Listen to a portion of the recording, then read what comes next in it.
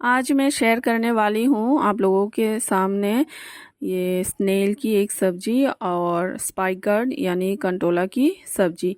वो हमारी त्रिपुरी डिश है, हमारे यहाँ बहुत प्यार से खाया जाता है। तो पहले मैंने क्या किया, ये स्पाइक गार्ड है ना, इसको थोड़ा सा उसकी जो कांटा जैसा ऊपर का लेयर है वो छील के फेंक रही हूँ और 2 आलू भी ऐड करूँगी, इसलिए 2 आलू लेके छील लिया और अच्छी तरह से धोने के बाद इसको मैं छोटे छोटे पीसेस कर रही हूँ।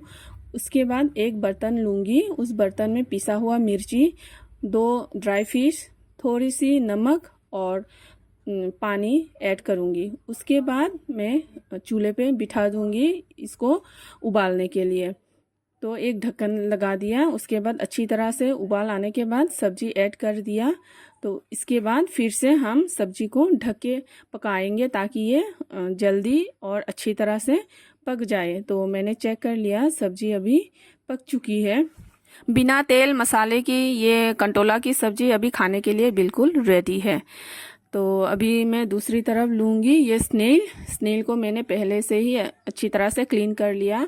तो अभी क्या करूँगी, स्नेल के जो नीचे का हिस्सा है, पीछे का हिस्सा भी बोल सकते हैं, उसको मैं काट के फेंकूंगी ताकि खाने के टाइम में ये प्रॉब्लम ना हो जाए, क्योंकि वो चूस चूस के खाना पड़ता है। तो देखिए मैंने सब काट लिया और नीचे का हिस्सा ऐसा हुआ है। तो काटने के बाद तो दूसरी एक बर्तन में ये ट्रांसफ़र कर दूंगी, थोड़ा सा पानी ऐड कर दूंगी और इसको मैंने गैस पे बिठा दिया एक उबाल लाने के लिए। इसको थोड़ा सा बॉईल करना ज़रूरी है। क्यों ज़रूरी है मैं बताती जाऊंगी, आप लोग देखिए। तो देखिए बॉईल होने के बाद मैंने उतार के, चूल्हा से उतार के उसको अच्छी तरह से धो लिया।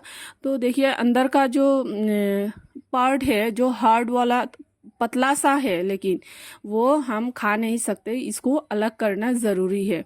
तो अगर ये अलग नहीं करेंगे तो खाने के टाइम में ये गले में भी फंस सकता है, गले में फंसने से ये एक्सीडेंट होता है।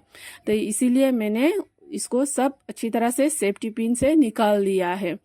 अभी इसको पकाने के लिए मसाले चाहिए, 2 ड्राई फिश, पिसा हुआ मिर्ची और प्याज। ये ग्रीन वाला जो देख रहे हो ये प्याज के पत्ते हैं, और 2 टमाटर छोटे छोटे टुकड़ों में मैंने काट लिया है।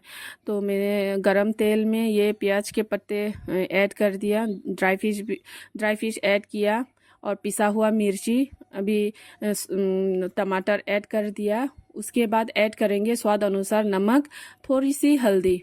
तो इसको नरम होने तक पकाएंगे। तो इसको अच्छी तरह से मिलाने के बाद एक ढक्कन से ढक के रखेंगे ताकि ये जल्दी जल्दी गल जाए।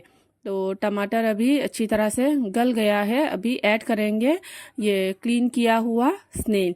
तो इसको अच्छी तरह से मिक्स करने के बाद फिर से 3 to 5 मिनट्स के लिए हम लोग ढक के रखेंगे। आँच को मीडियम हीट पे रखेंगे, तो बीच बीच पे चेक करते रहेंगे। तो इस अभी ये स्नेल पक चुकी है। इसी स्टेज पे भी हम खा सकते हैं, लेकिन जिसको सूपी पसंद है थोड़ा सा पानी ऐड करके सूपी सूपी कर सकते हैं। तो मुझे थोड़ा सा सूपी सूपी पसंद है, इसीलिए मैंने थोड़ा सा पानी ऐड करके 1-2 मिनट के लिए छोड़ दिया। तो अभी हमारा ये स्नेल की सब्जी बिल्कुल रेडी है खाने के लिए गर्मा गर्म। वीडियो अच्छी लगी तो कमेंट ज़रूर करिए। देखने के लिए थैंक यू सबको।